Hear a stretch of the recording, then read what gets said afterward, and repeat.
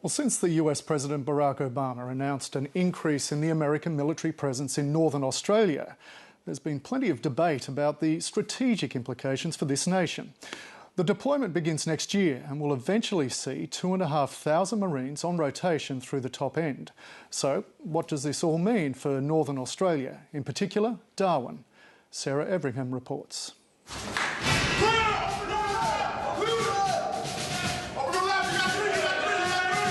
We're a contingency force that's deployed all around the world. Our saying is anytime, any place.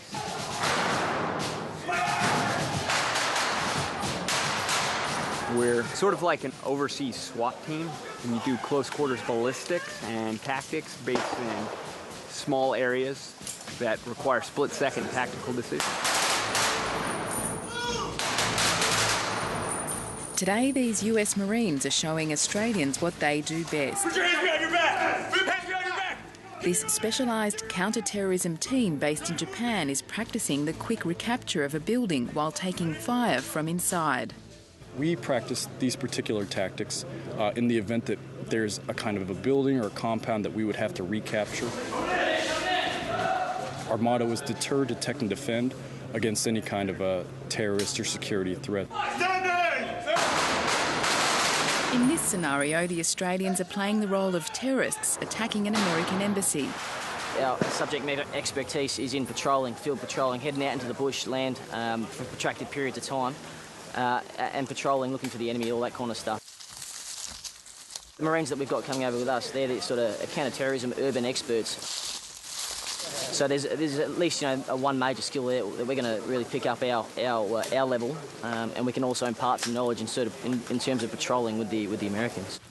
Today's exercise only involves about 100 soldiers and Marines, but the scale of joint exercises in the top end is about to change.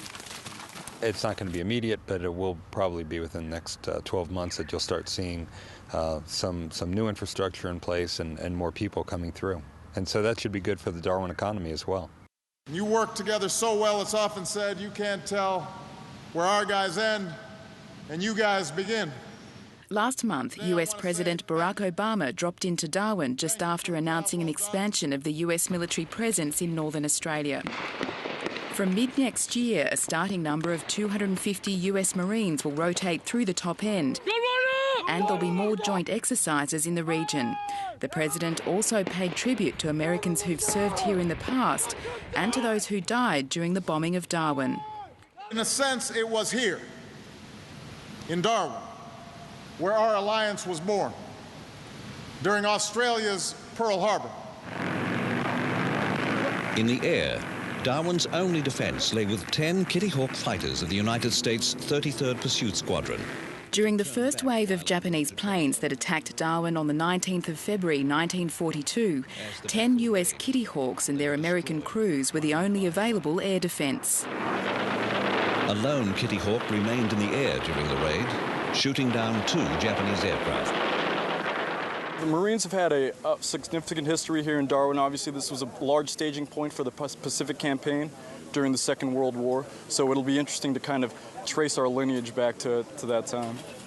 Its main use was by the US forces and in particular the US Marine Corps. The Marines visiting Darwin are also on a cultural exchange and were keen to find out the role their predecessors had played here during the Second World War. Darwin's always been an important defence centre, and with the Army Presence of the North project, which started in the late 1980s, that was a harbinger of things to come. In recent decades, there's been a growing defence presence in Darwin. 6.5% of the Northern Territory's population is made up of Defence Force members and their families. The resources sector is about 25% of local domestic product, but it only employs about 5% of the population. Defence and public sector spending, that's employing 10-11% of the population. You guys cut off his claws and stuff? The number of US Marines rotating through the territory will be small compared to US bases overseas, but business is still hoping for economic benefits.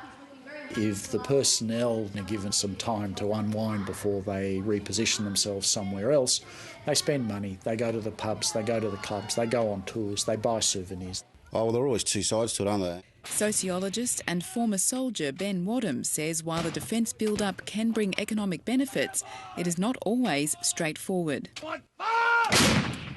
One of the things that we see when soldiers in these sorts of towns come back from deployment, for example, they tend to work hard and play hard. So they engage in a range of activities which civil society might see as antisocial. While the detail of the deployment is still being worked out, the economic and social impacts are uncertain. All I'm going to do is I'm going to drop even with him. These Marines say their training here has been invaluable. We're going to use that elbow to break that arm. Daily temperatures have been running in the mid-30s, and it's the steamiest time of year in the top end, making these drills a test of stamina. And I'm going to make that pain even worse. As U.S. Marines, we train to operate in any climb and place, and this is definitely one of the more extreme climbs that we've faced, and we're dealing with it and adapting and overcoming.